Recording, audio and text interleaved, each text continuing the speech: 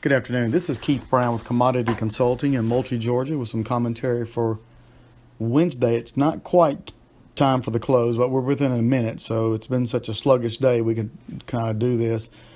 Yesterday afternoon, finally, USDA did put out the first of their weekly crop progress numbers, and cotton, most of this stuff had very little progress, of course. It's so early in the calendar.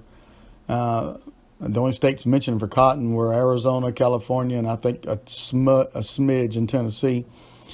The old crop cotton is around 58.80, down 10 points. Been pretty sluggish all day. Looks like to me the trading range was less than 50 points. New crop December is at 58.16, down 17. The trading range for December cotton day from high to low is only 36 points.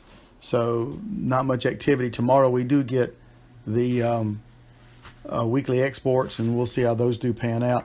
Interesting to me today, the U.S. dollar took out last week's low, which in and of itself is not particularly overarching bearish, but that's sort of another little chink in the armor. So currencies are up today while the dollar's down, and with the dollar being down, it certainly encouraged crude oil to make a snap up.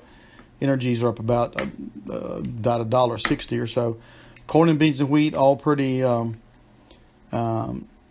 well, at least corn and beans are pretty much locked into a tight range. Corn's going to finish about a quarter cent higher. September corn 364. November beans are going to finish maybe a little higher, 923, up 3.5. There's a school of thought that thinks that beans may have the short-term high end. There we may be witnessing a shift from acres out of corn into beans because of the wet weather in the mid-south and extending up into the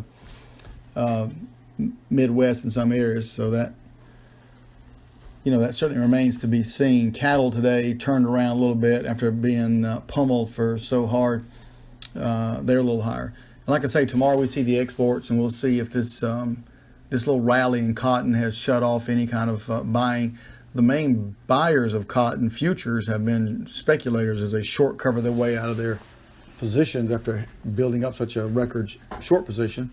And as we said in our cotton letter today, cotton may be wanting to turn up a little bit in here. Not anything dramatic, but can certainly turn up. And I'm sure there's plenty of on-call producers waiting in the wings wanting to sell any kind of rally in cotton. So 60 cents may prove to be a very formidable hurdle to get over, but we'll see.